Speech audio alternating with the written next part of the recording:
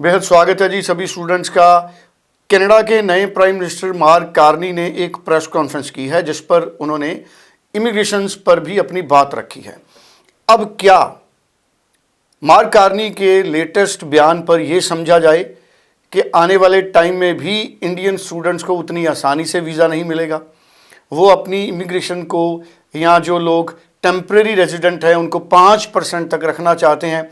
इसका मतलब वीज़े कम देंगे, यहाँ अच्छे प्रोफाइल्स को ही वीज़े मिलेंगे, वहाँ मौजूद स्टूडेंट्स को, टेम्परेरी रेजिडेंट्स को क्या जल्दी पीआर मिलेगी ताकि जो संख्या है टेम्परेरी रेजिडेंट्स की उसको 5% किया जा सके, जो अभी लगभग 7% है।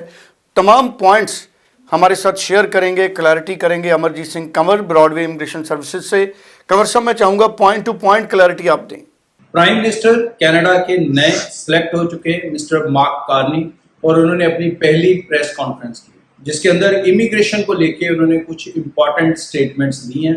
और ये इम्पॉर्टेंट स्टेटमेंट्स डेफिनेटली आने वाला जो समय है उसे ये नहीं बता रही कि वो बहुत अच्छा समय होगा। जी हाँ, मार्क कार्नी की जो स्टेटमेंट है उसके अकॉर्डिंग उनका कहना है कि जो टेम्पररी रेजिडेंट है कनाडा के अंदर, टेम्पररी रेजिडेंट वो सब लोग हैं जिनका पीआर नहीं हुआ, चाहे वो टूरिस्ट वीजा पे हैं, चाहे वो वर्क परमिट पे हैं, चाहे वो स्टूडेंट वीजा कैटेगरी के ऊपर है, चाहे पोस्ट स्टडी वर्क वीजा के ऊपर है। इन सब लोगों की जो काउंटिंग है उसे वो 5% के आसपास करना चाहते हैं। प्रेजेंट अगर जो कैलकुलेशन देखी जाए, ये पॉपुलेशन तकरीबन 7% से कुछ ज़्यादा है। कनाडा की जो लोकल पॉपुलेशन है, मतलब तकरीबन 28 से 30 लाख के बीच में वहां पर टेम्पररी रेजिडेंट है, जिनको आने वाले दिनों में वो 20 लाख की गिनती तक लाना चाहते हैं। ये 20 लाख की जो टारगेट है वो कई तरीके से पूरा करेंगे। एक तरीका ये भी होगा कि जो अंदर टेम्पररी रेजिडेंट है उनको जल्दी से जल्दी पीआर की तरफ ले जाया जाए और वो कुछ लोग पीआर में सेटल हो सकें, जिनका आगे कोई रास्ता नहीं बनता वो डिसाइड हो सकें, जो असाइलम वाले केसेस में फंसे हुए लोग हैं वो डिसाइड हो सकें। तो डेफिनेटली ये चीज़ कहीं ना कहीं ये भी इशारा करती है कि अभी कनाडा आने वाले 2-3 साल बहुत ज़्यादा वेलकम नहीं होने वाला है। तो बहुत सारे लोग ये उम्मीद लगा के बैठे थे कि नई गवर्नमेंट आएगी, पुराना कनाडा वापस आ जाएगा, बहुत सारे वीज़ा आने लगेंगे, हम दोबारा कॉलेज के अंदर जा सकेंगे, हम दोबारा प्राइवेट कॉलेजों में जा सकेंगे। तो ऐसा कुछ नहीं होने वाला है।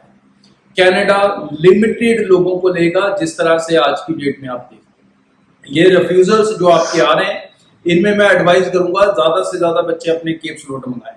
बहुत सरप्राइजिंग फैक्टर्स उसके अंदर निकल के आ रहे हैं। पीटी वाले बच्चे अक्सर परेशान थे कि कम पीटी स्कोर पे वीज़ा नहीं आता, कम से कम कितना पीटी स्कोर होना चाहिए। तो आज मैं जम्मू ऑफिस था, तो यहाँ पर मैं एक स्टूडेंट से मिला, उसके केप्स नोट देखे, उसका पीटी स्कोर ओवरऑल 58 था, उसका ईच का पीटी स्कोर 56 था, उसने ग्रेजुएशन कोर्स में अप्लाई किया था बट ही गॉट रिफ्यूज। उसके केप्स नोट में वीजा ऑफिसर लिखता है कि जो आपका पीटी स्कोर है वो कम है, क्योंकि जो स्टूडेंट है उसे जो आने के लिए यहाँ पर पीटी स्कोर चाहिए वो चाहिए B2 लेवल, और जब आपका पीटी स्कोर अप टू 58 होता है तो वो B1 कैटेगरी में आता है, B2 कैटेगरी में नहीं आता। आल्स का भी 6 ईच का स्कोर B2 में आता है, 5.5 वो B2 में नहीं आता, वो B1 है। तो 6 वाला B2 है। इसी तरह से यहाँ पर भी 58 से ऊपर वाला मतलब 59 ईच का स्कोर कम से कम आपके पास होना चाहिए अगर आप नहीं चाहते हो कि पीटी का कारण मेरा रिफ्यूजल आए।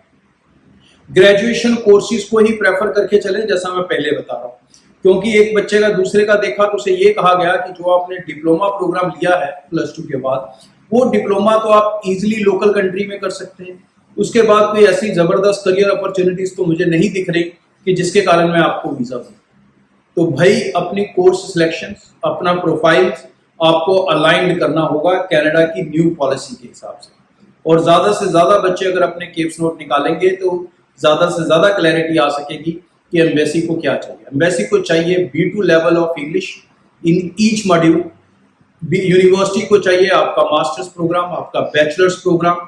यूनिवर्सिटी एम्बेसी को चाहिए आपके स्ट्रॉन्ग फंड्स, आपका GIC और आपकी फैमिली की एक स्ट्रॉन्ग इनकम जो आपकी एजुकेशन को अफोर्ड कर सके। और आने वाला समय कनाडा का बहुत सारे वीज़ा वाला नहीं है बट अच्छे वीज़ास वाला है। तो अगर बच्चे सही रास्ता लेंगे तो वो वीज़ास ले सकते हैं, लेकिन अगर आप अभी भी पुरानी सोच के साथ बैठे हो तो आपको फिर कुछ और रास्ते लेने पड़ेंगे। Thank you so much. बड़ी इंपॉर्टेंट इन्फॉर्मेशन हमारे साथ ब्रॉडवे इमिग्रेशन से अमरजीत सिंह कंवर ने शेयर की है। कंवर साहब, मैं चाहूँगा कि स्टूडेंट्स अगर टेलीफोन करें तो आपकी टीम या आप पूरी क्लैरिटी दें। स्टूडेंट्स नज़दीक के ब्रांचेस में विज़िट कर सकते हैं, आप ऑनलाइन भी ब्रॉडवे इमिग्रेशन के ज़रिए अपनी फ़ाइल लॉन्च कर सकते हैं। Thank you so much.